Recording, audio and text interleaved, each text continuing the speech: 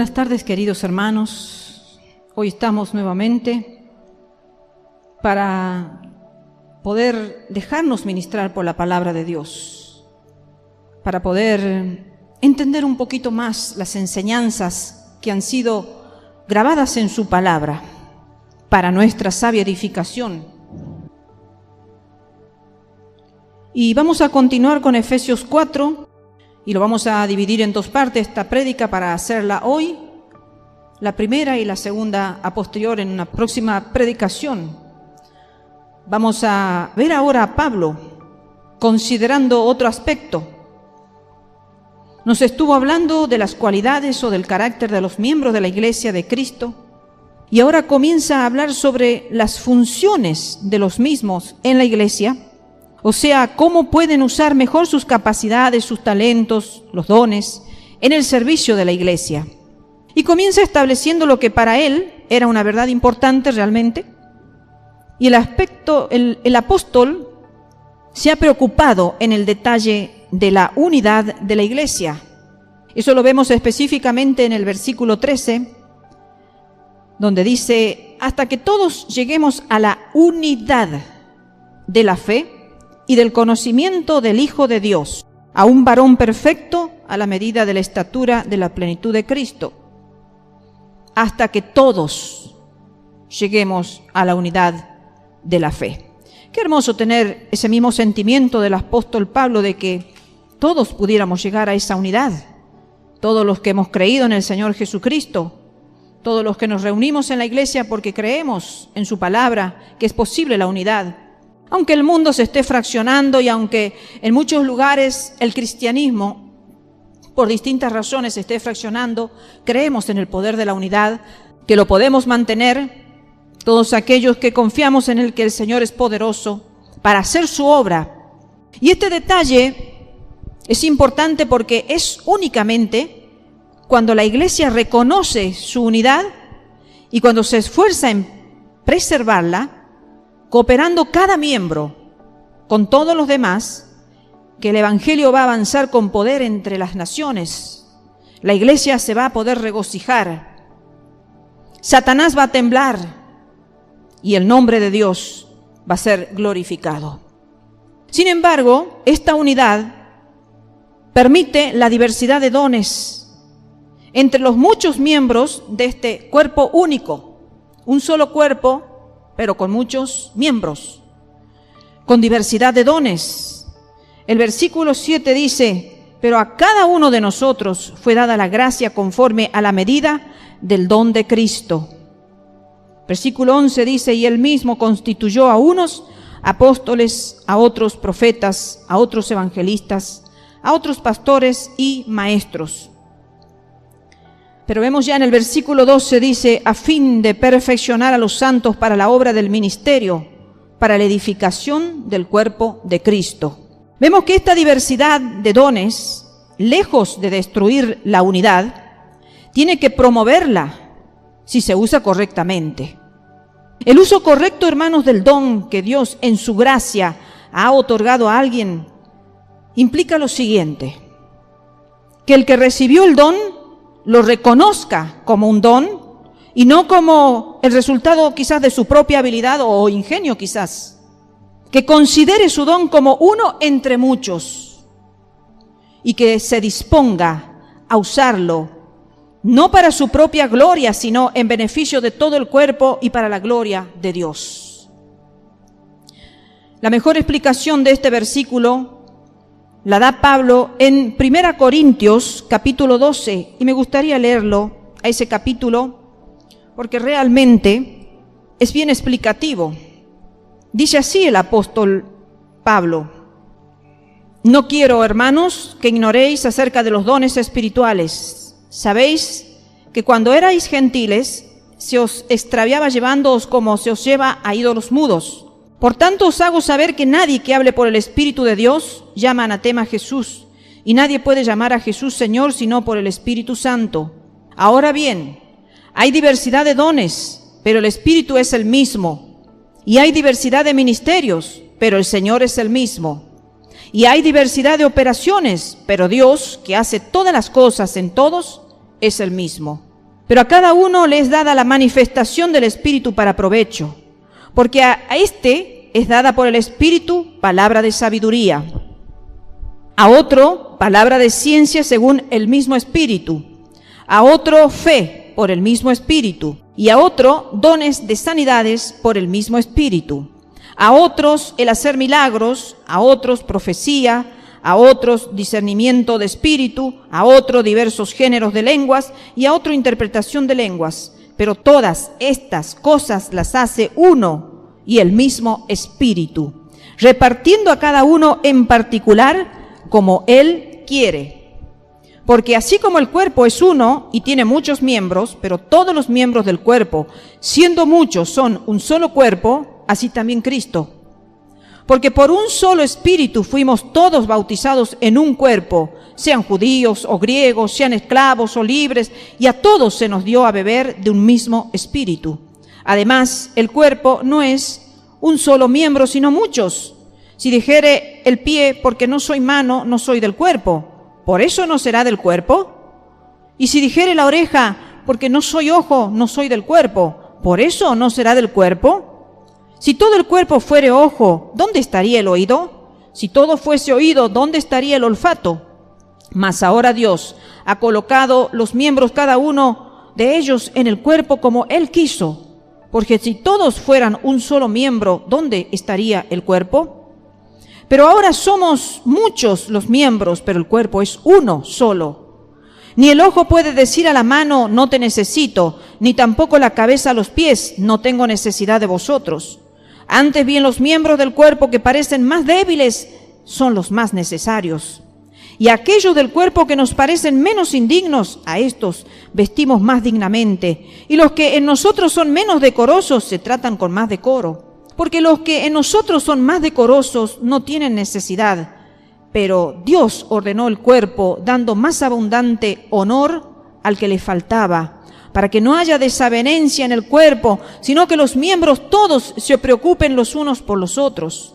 De manera que si un miembro padece, todos los miembros se duelen con él, y si un miembro recibe honra, todos los miembros con él se gocen. Vosotros, pues, sois el cuerpo de Cristo y miembros cada uno en particular. Y a unos puso Dios en la iglesia, primeramente apóstoles, luego profetas, los terceros maestros, luego los que hacen milagros, después los que sanan, los que ayudan, los que administran, los que tienen don de lenguas. ¿Son todos apóstoles? ¿Son todos profetas? ¿Todos maestros? ¿Hacen todos milagros? ¿Tienen todos dones de sanidad? ¿Hablan todos lengua? ¿Interpretan todos? Procurad, pues, los dones mejores. Mas yo os muestro un camino aún más excelente. Bien, queridos hermanos, bastante explícito el apóstol en explicar el tema de los dones necesarios y cómo debemos usarlo para la gloria de Dios Padre, para el beneficio de todo el cuerpo y no para beneficio y gloria personal. Y de hecho, hermanos, que todo don que el hombre posee es un don de la gracia de Cristo, como lo acabamos de explicar. Parece que en la iglesia primitiva, como también hoy en día, existía un doble peligro. Por eso el apóstol Pablo fue tan explícito en explicar este tema de los dones, de la gracia de Dios y de la unidad.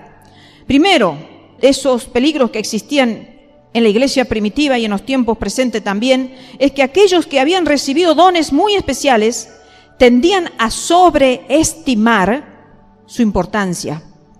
Los atribuían a ellos mismos y no lo usaban para el beneficio de toda la iglesia. Lo mismo que sucede en el presente. Y el segundo peligro es que los que no habían sido dotados en forma tan notable, como también el apóstol lo acaba de expresar en 1 Corintios 12, esas personas que no estaban dotadas en forma tan notable parecían sentirse desalentados, pensando que no eran útiles en la iglesia. Y no solamente Pablo reaccionó contra este verdadero peligro, sino que también lo hizo Santiago, de una forma un poco distinta, y me gustaría leérselo en Santiago capítulo 1, versículos 9 y 10, como él lo expresa y dice: el hermano que es de humilde condición, gloríese en su exaltación, pero que el que es rico, en su humillación, porque él pasará como la flor de la hierba. Y me quedé meditando este texto y hablándolo, porque en ambos casos hay una condición y es de gloriarse. O sea, el que es ya humilde de por sí, tiene de qué gloriarse, que es su exaltación. Y el que es rico también tiene de qué gloriarse, que es en su humillación. Porque ambos estados o ambos extremos, podemos decir, o ambas condiciones o ambas situaciones o posiciones en el ser humano, debe traer su gloria. El que pueda gloriarse, el rico, en su humillación. Porque dice que pasará como la hierba, entonces el rico no crea que siempre va a tener que estar en esa posición. Sino es mejor que esa persona considere que es necesario humillarse. Porque esa condición presente en el día de mañana puede pasar. Entonces, en ambas situaciones es necesario gloriarnos, cada uno en lo que nos corresponda. Y lo que se debería pensar es que si hemos recibido nuestro don, sea este grande o pequeño, de Cristo mismo lo hemos recibido. Por lo tanto, lo debemos usar como Dios lo requiera, no como nosotros queramos o como a nosotros nos parezca, porque es un regalo que Dios nos ha dado, lo debemos usar como Dios quiere que lo usemos. ¿Y cómo podemos entender que Jesús, que anduvo sobre la tierra, sea ahora tan eminente, tan glorioso e investido de tanta autoridad, que sea capaz de otorgar sus dones a la iglesia? Porque recordemos, hermanos, lo siguiente. En esas épocas, cuando el apóstol estaba predicando, recordemos que era un tiempo de cambio, era un tiempo de transición, de transicionar de lo pasado a lo nuevo. Era un tiempo donde se venía practicando la ley y luego el Salvador viene a la tierra para traernos un nuevo plan para vivir. Entonces, tuvo que haber un cambio realmente grande y radical en la mente de las personas para poder realmente vivir como Jesucristo enseñó que se viviera. Fue un tiempo relativamente corto el que el Señor estuvo predicando el Evangelio en la tierra, pero las personas venían acompañados de un bagaje, muchos de ley y otros de paganismo. Entonces empezar a cambiar la mente y pensar, muchos veían a Jesús como una persona buena, recordemos eso, lo aceptaron como el profeta y como un hombre bueno que hacía milagros y que ayudaba a la gente, pero a muchos le costaba entender realmente que era Dios. Y en el presente ocurre lo mismo. Hay un grupo de personas que reconocen que Jesús fue un hombre bueno y que fue un gran profeta y quizás saben que fue el mayor de todos los profetas, pero no lo aceptan como el Mesías enviado a la tierra. No aceptan como que el Hijo de Dios, como que estuvo en la gloria del Padre y descendió a la tierra como un hombre como nosotros, con un cuerpo visible como nosotros. Entonces, por eso es que es difícil quizás en ese tiempo haber entendido cómo Jesús, que estuvo sobre la tierra, que se alimentaba igual que ellos, que comía, que caminaba igual que ellos, que se vestía igual que ellos, que hablaba y que conversaba y que se reía y que disfrutaba del momento con sus amigos, pudiera tener tanta autoridad para otorgar dones espirituales a la iglesia. Y en respuesta a esto, el apóstol escribe acerca del Cristo ascendido y los dones que otorgó y que aún está otorgando. Allí del versículo 8 al 10 dice, de Efesios 4, por lo cual dice, subiendo a lo alto, llevó cautiva la cautividad y dio dones a los hombres. Y eso de que subió, ¿qué es? Sino que también había descendido primero a las partes más bajas de la tierra. El que descendió es el mismo que también subió por encima de todos los cielos para llenarlo todo. Entonces, hermanos, para considerar aquí el versículo 8, cuando dice, subió a lo alto, llevó cautiva la cautividad y dio dones a los hombres. Como el dador de dones, Pablo cita el versículo del Salmo 68, 18, que me gustaría leerlo en cuatro versiones. El Salmo 68, 18, en la versión Reina Valera, dice: subiste a lo alto, cautivaste la cautividad, tomaste dones para los hombres y también para los rebeldes, para que habite entre ellos, Dios.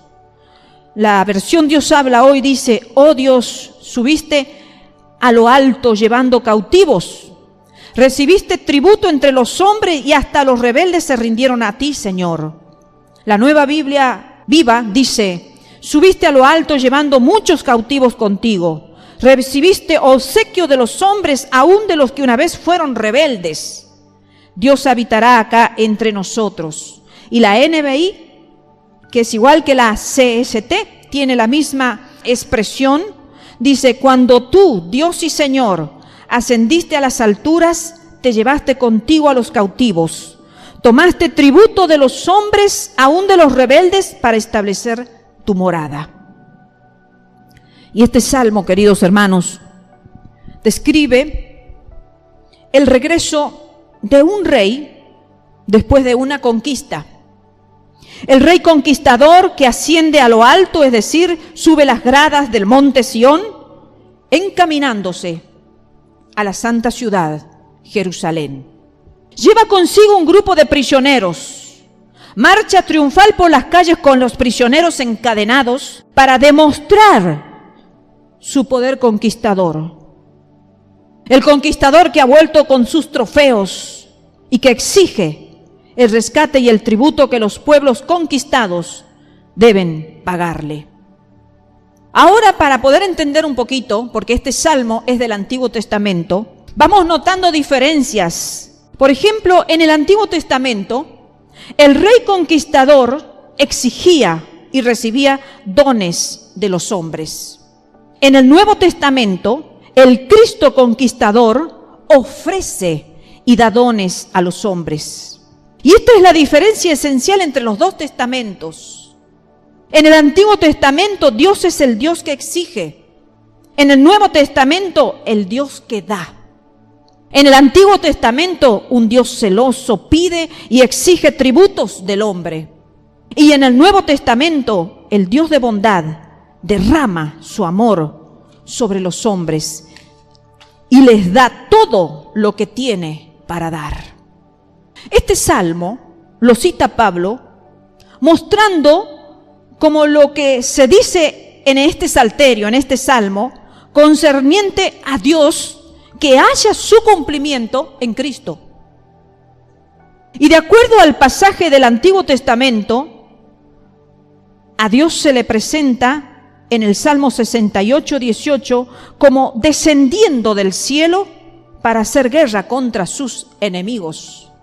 Y luego en el versículo 8 vemos que asciende otra vez victorioso, cargado con despojos. ¿Por qué Pablo aplica esta referencia del Antiguo Testamento al hecho de dar dones a la iglesia? Porque lo vemos que lo está citando en este contexto. Entonces, hermanos, vemos que muchas son realmente las explicaciones que se dieron a este pasaje. Yo solamente he tomado una sin desmerecer ni desvirtualizar las otras explicaciones, que son valederas realmente, pero realmente me agradó esta explicación. Y vamos a ver solo esta, una. Entonces, Pablo, guiado por el Espíritu Santo, tiene todo derecho para hacer esta aplicación, porque el vencedor recibe los despojos con el propósito de repartirlos. Y al ascender Cristo al cielo, no volvía con las manos vacías. Al contrario, como resultado de su obra de mediador realizado en la cruz del Calvario, volvió al cielo triunfante, siendo totalmente dueño de la salvación para su pueblo. Había alcanzado la victoria. En nada había fallado. Entonces, Él era el dueño de la salvación para su pueblo. Y este pueblo era una gran hueste de cautivos, como la expresada en el Salmo. Y entre ellos estaba Pablo. Y entre ellos quizás estás tú. Entre ellos quizás estoy yo. Destinado juntamente con los demás a esparcir, a llevar por todo el mundo el Evangelio. Cautivos para Jesucristo. Para luego ser dados. Para que llevemos el Evangelio por todo el mundo. Cristo recibió a fin de darnos para su reino. Había ganado con el fin de otorgar. Qué hermosa que fue la victoria de Jesucristo, ¿verdad? Recibió a estos cautivos con el propósito de darlos al reino, para la obra de su reino. Porque todos aquellos que antes vivían en el pecado eran cautivos del pecado. Entonces el Señor los cautivó. A todos aquellos que miraron la cruz y miraron la muerte del Señor Jesucristo como la redención de sus almas. Y creyeron y confiaron y aceptaron al Salvador.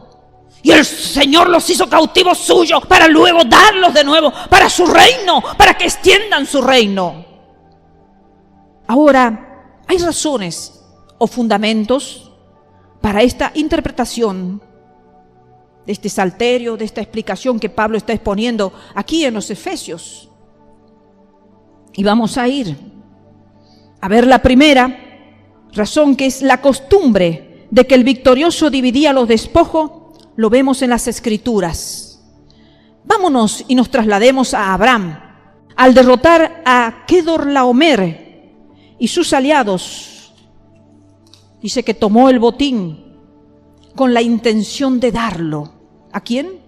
A Lot, lo que éste había perdido, a Melquisedec, los diezmos, y a Aner, Escol y Mamre, sus partes. Puedes leer, quizás para un mayor entendimiento, todo esto se encuentra en Génesis, pero no lo vamos a leer porque es un capítulo ya bastante extenso. Y también David recibió despojos para repartirlos. Podemos ir a 1 Samuel, capítulo 30, versículo 26 al 31. Dice así su palabra. Y cuando David llegó a Siclag, envió del botín a los ancianos de Judá, sus amigos, diciendo: he aquí un presente para vosotros del botín de los enemigos de Jehová.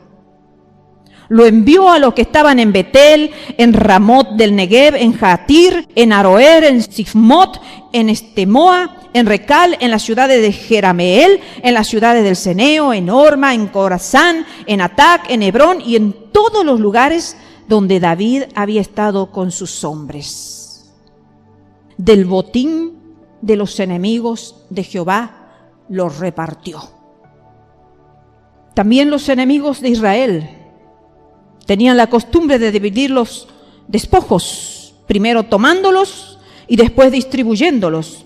Allí en Jueces capítulo 5, versículo 30, dice: ¿no han hallado botín y lo están repartiendo? A cada uno una doncella o dos. Las vestiduras de colores para Sísara, las vestiduras bordadas de colores. La ropa de color bordada de ambos lados para los jefes de los que tomaron el botín. Podemos ir a la segunda razón o fundamento para esta interpretación que el apóstol Pablo dio allí en los Efesios. La encontramos en Isaías capítulo 53, versículo 12, cuando dice con referencia al Mesías venidero lo siguiente: por tanto, yo le daré parte con los grandes y con los fuertes repartirá despojos, por cuanto derramó su vida hasta la muerte y fue contado con los pecadores, habiendo él llevado el pecado de muchos y orado por los transgresores. Miren el profeta Isaías lo que estaba diciendo referente al Mesías venidero.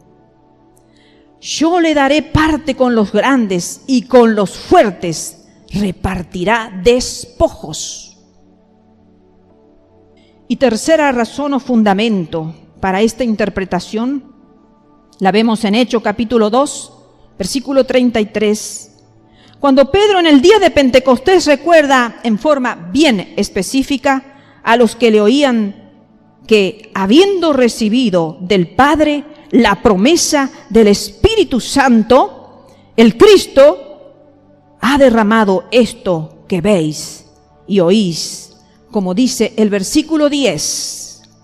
El que descendió es el mismo que también subió por encima de todos los cielos para llenarlo todo. Cuarta razón o fundamento para esta interpretación la tenemos en el Targum aramaico. ¿Qué significa el Targum aramaico? Es una interpretación en arameo de la Biblia hebrea del siglo XI, producida o compilada por judíos desde finales del Segundo Templo hasta comienzo de la Edad Media, finales del primer milenio. Y la palabra aramea Targum significa simplemente interpretación. Entonces, este Targum aramaico y también la Peshita, que es una Biblia también traducida del arameo, explican ambas las palabras del salmista como refiriéndose a Moisés, el cual recibió la ley en el Sinaí a fin de darla al pueblo de Israel. De todos modos, queridos hermanos, el recibir implica el dar. Y vemos en el versículo 9 cuando dice, y eso de que subió, ¿qué es sino que también había descendido primero a las partes más bajas de la tierra? Jesús, hermanos, descendió a este mundo cuando entró en él como hombre. Y subió del mundo cuando lo dejó para regresar a la gloria. El pensamiento de Pablo es que el Cristo que descendió y el Cristo que subió son la misma y única persona. Y vuelvo a reiterar por qué Pablo tenía que ser reiterativo en este tema, porque tenía que hacerle entender que no eran dos personas diferentes, que era la misma persona, esa persona de carne y hueso que habían visto entre ellos, que había descendido de las glorias del cielo, era el mismo que había ascendido luego a la gloria del Padre nuevamente y que sus ojos lo habían contemplado.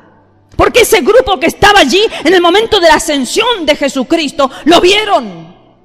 Entonces él tenía que ser reiterativo para que entendieran que era el mismo y el único, la única persona, la misma persona que bajó, que luego subió. Entonces el Cristo de la gloria es el mismo Jesús que dejó sus huellas en la tierra. Pablo quiere expresar que Cristo, estando en su gloria, no olvida jamás a los que ama. El Cristo que ascendió a los cielos es todavía el que ama a las almas de los hombres.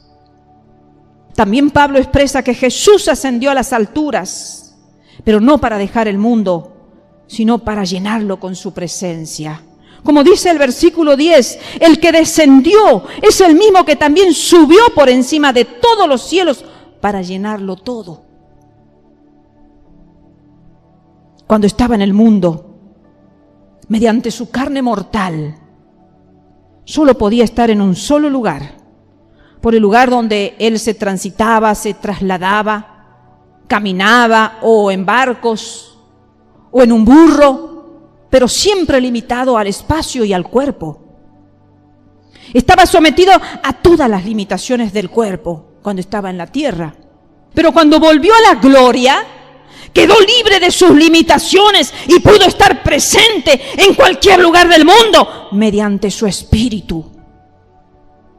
Por eso el Espíritu Santo no tiene cuerpo, para poder estar en todos lados y para poder, como dice el versículo 10, para llenarlo todo. Porque ahora el Espíritu del Cristo, el Espíritu de Dios lo llena todo. Está en todo el mundo, está en todas partes. Porque ya no está en el cuerpo físico, ahora se traslada en espíritu.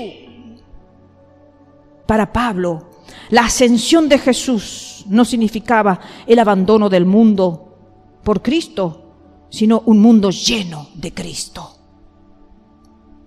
Esta explicación del versículo 9 Y eso de que subió, ¿quién es? Sino que también había descendido primero a las partes más bajas de la tierra. La exaltación de Cristo en los cielos, hermanos, fue el resultado de su humillación en la tierra. Humillación que el apóstol la caracteriza diciendo que descendió a las regiones más bajas de la tierra. Ya lo vamos a entender bien. Luego el versículo 10 también dice: el que descendió es el mismo que también subió por encima de todos los cielos para llenarlo todo. Entonces, esta expresión del versículo 9 que hemos leído recién está en contraste directo con más alto que los cielos del versículo 10. O sea que descendió a lo más bajo de la tierra y ascendió a lo más alto del cielo. Y también Pablo lo manifiesta en Filipenses capítulo 2, versículos 5 al 11, se los leo. Haya pues en vosotros este sentir que hubo también en Cristo Jesús, el cual, siendo en forma de Dios, no estimó el ser igual a Dios como cosa a que aferrarse, sino que se despojó a sí mismo, tomando forma de siervo, hecho semejante a los hombres, y estando en la condición de hombre, se humilló a sí mismo, haciéndose obediente hasta la muerte y muerte de cruz. Por lo cual Dios también le exaltó hasta lo sumo y le dio un nombre que es sobre todo nombre, para que en el nombre de Jesús se doble toda rodilla de los que están en los cielos y en la tierra y debajo de la tierra, y toda lengua confiese que Jesucristo es el Señor, para gloria de Dios Padre. Se humilló hasta lo más bajo, para luego ser exaltado hasta lo sumo. Jesús fue exaltado a la diestra del Padre. Y ese Jesús que fue exaltado a la diestra del Padre es el mismo Jesús, lleno de amor, como el que exhibió cuando en la cruz del Calvario descendió a regiones más bajas que la tierra, a las agonías mismas del infierno. Leamos Mateo 27:46, dice: cerca de la hora novena, Jesús clamó a gran voz diciendo: Elí, Elí, lama sabactani. Esto es: Dios mío, ¿por qué me has desamparado? Y como viene dicho al principio, hay varias interpretaciones de este capítulo, de estos versículos en especial, pero que el hecho que esté dando una explicación no significa que se han descartado, que nuestro Jesús puede haber descendido en ese momento al infierno, a predicarle a las almas, a hacer su obra allí, en el momento que estaba muerto. Pero también es de entender, hermanos, que en esa misma muerte, en ese mismo estado de agonía, cuando Él dice: ¿por qué me has desamparado? Esas son agonías mismas del infierno. Porque no hay peor cosa en la vida o después de la vida al que le toque el destino del infierno, que es el desamparo de Dios, la separación de Dios. Más allá del dolor físico, del dolor emocional, podríamos decir, más allá de todas esas situaciones que son llevaderas hasta cierto punto, lo que no es llevadero es la separación y el desamparo de Dios al hombre. Entonces, si en el infierno se sufre el desamparo de Dios hacia el hombre, Jesús lo vivió cuando clamaba: Elí, Elí, lama sabactani. Dios mío, ¿por qué me has desamparado? Él estaba sufriendo las agonías del infierno. Porque realmente lo que en el infierno hay es separación de Dios. Y eso debe haber sido lo más tremendo para Jesús en el momento de su muerte, de su agonía. Porque quizás Él podía de alguna forma sufrir lo que le habían hecho en su cuerpo. Y siendo santo, cargar nuestros pecados. Pero lo que Él no podría soportar era separarse del Padre, porque Él se había hecho uno con el Padre. Todo lo que Él hacía era lo que el Padre decía que hiciera, porque Él dijo: yo y el Padre uno somos. Pero en ese momento hubo una separación, y esa era la agonía. que quizás aquí el apóstol está queriendo hacerle entender en Efesios, y cuando Él regrese en las nubes de gloria, será este mismo Jesús. Hechos 1:11 dice: los cuales también les dijeron: varones galileos, ¿por qué estáis mirando al cielo? Este mismo Jesús que ha sido tomado de vosotros al cielo, así vendrá como le habéis visto ir al cielo. Esto mismo que están viendo en sus ojos irse al cielo, ese mismo Jesús va a volver. Eso le estaba tratando el apóstol Pablo de hacerle entender.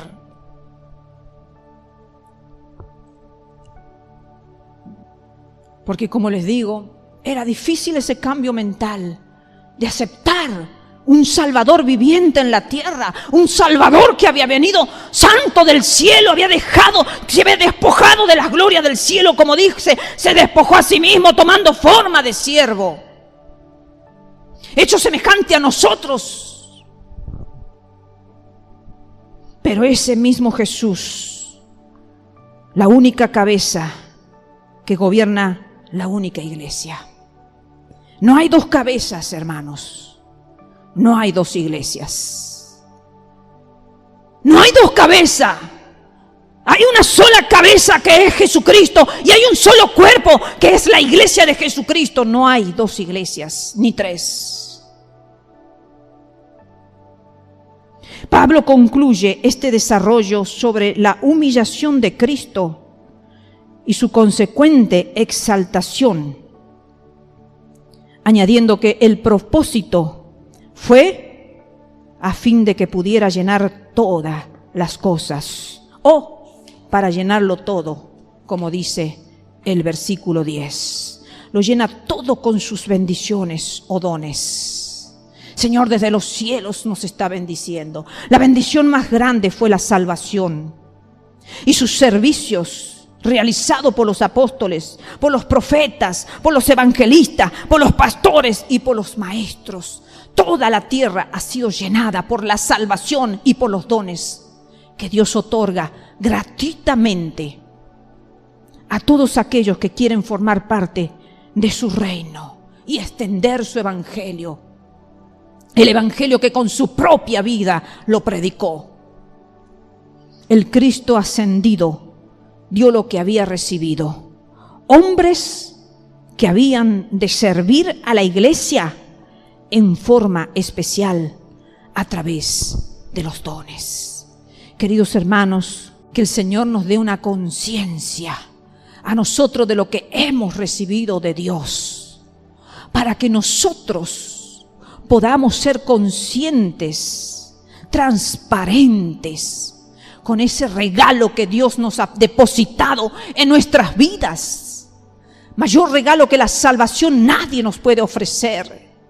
Es eterna la salvación, para siempre, hermano. Por eso es que la debemos cuidar.